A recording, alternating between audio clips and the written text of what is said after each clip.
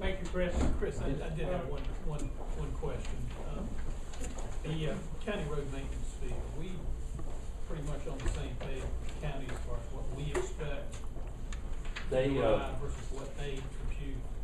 my understanding, there might be some others that are closer to that process than I am, but my understanding is that we have several projects that are in the pipeline to be funded with those things, and have several projects ongoing.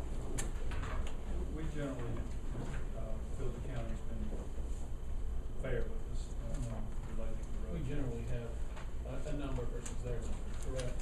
We have a number that there can be differences of opinion on related to, but in total, because we also look at other funding sources that pass through the county, I believe that the support that the county gives us has been reasonable and appropriate and balanced. Thanks.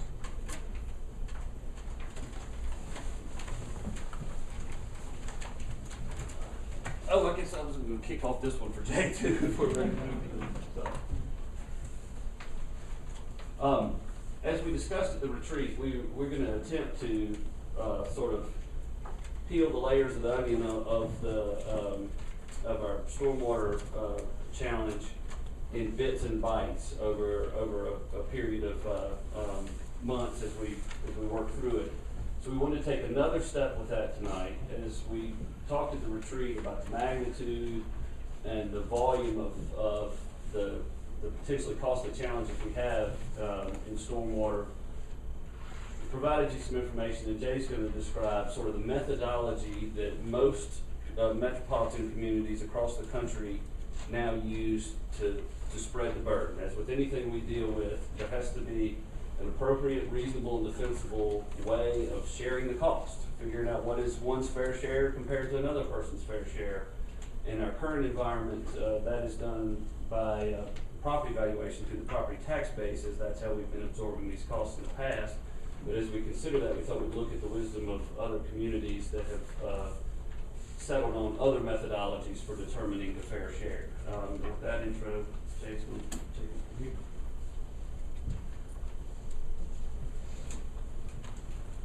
We all know Jay Squires, who's stormwater manager. Thank you, Mayor. Thank you, Council, for the time. As Chris alluded to previously, we want to try to go ahead and brief Council more on our ongoing efforts to look at stormwater utility fee. And what I'd like to do first is just kind of give a brief presentation on it. Stormwater utility fee overview. It's more or less, I can read the definitions, but what we aim to do, our utility aims to do, is to we want to make sure that we charge a fee assigned to a parcel for their actual runoff from that parcel itself. The user fee is the amount paid by the customer for the stormwater runoff that the parcel imposes on the city's drainage system and the stormwater management program.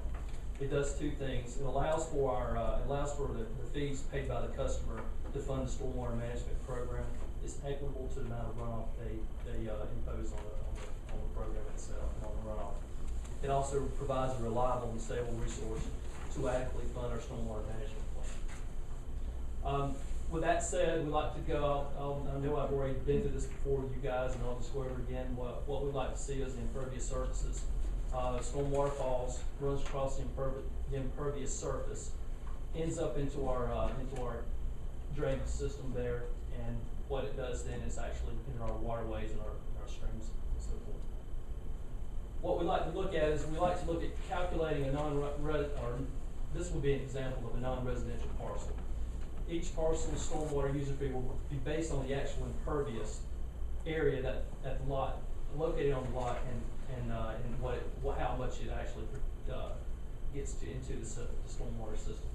The total impervious area is divided by the equivalent residential units. The non-residential unit is charged the same ER unit based times the actual number of ERUs calculated for that site. And this is an example. We look at the ERU. We looked at the city of Spartanburg. We'd like to come up with a formula. The 2,500 square feet is actually what the ERU unit is. It's a square footage. So we looked at the homes, and most homes in the city of Spartanburg are relatively not small, but adequately foot size for the rooftop, and you look at 1,800 square feet. Then we look at the amount of impervious on that lot itself, roughly 700 square feet. That's how we got to 2,500 square feet. With that, we have our ERU unit itself. We look at an example here for a commercial property. The footprint itself is 10,000 square feet. The parking lot is 14,000. We get a total impervious area of 24,000 square feet. We take that and we divide the 24,000 by the 2,500 square feet ERU unit. That gives us our total of 10 ERU units. This one we looked at. We really haven't set a figure as far as what an ER unit price would be for one ERU unit. With this, we looked at $23. That's how we come up with $191 a month. Another example, we take this example. This is the Jack in the Box on the East Main Street. And what I did is the total area here is 16,000 square feet. We subtract the green space. That's how we come up with our total impervious of 14,825. Take that, divide it by the 2,500 square feet ERU units to get our total of 6 ERUs, and multiply that by the $1.91. And that's how we get to $11.46 per month for a fee. Another example would be, let's say, the Burger King on WO Ezel Boulevard. The same formula, 43,995 square feet. We take the green space, we take that off, and we get our total impervious. We go through that formula and we come up with the $24.83 a month. What we like to see with our utility fee is provide we could actually consolidate some of the program responsibilities among different departments, and the generation of funds that is stable, adequate, fair, and equitable, and as an organization entity. And we like to implement the implementation of a program that is comprehensive, cohesive, and consistent year to year. And if you look at the handout that we gave a brief overview as far as how the cities and municipalities and counties and the state match up.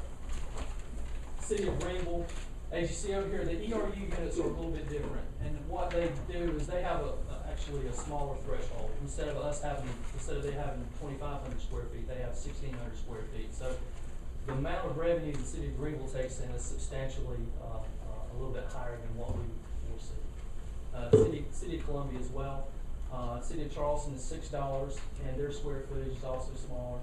Greenville County is another, and they're asking for more, and their square footage is smaller as well.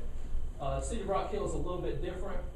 They actually go by the coefficient of the runoff. So if, perchance, they go by, like if you have they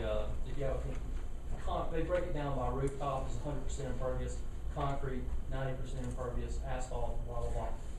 The other aspect of this, there's all parcels, even if they're undeveloped, they still have a potential for runoff. Every parcel still has runoff, even if you have a forest, it still actually has runoff, and that impacts the storm drainage system in the city of Spartanburg or other municipalities as well.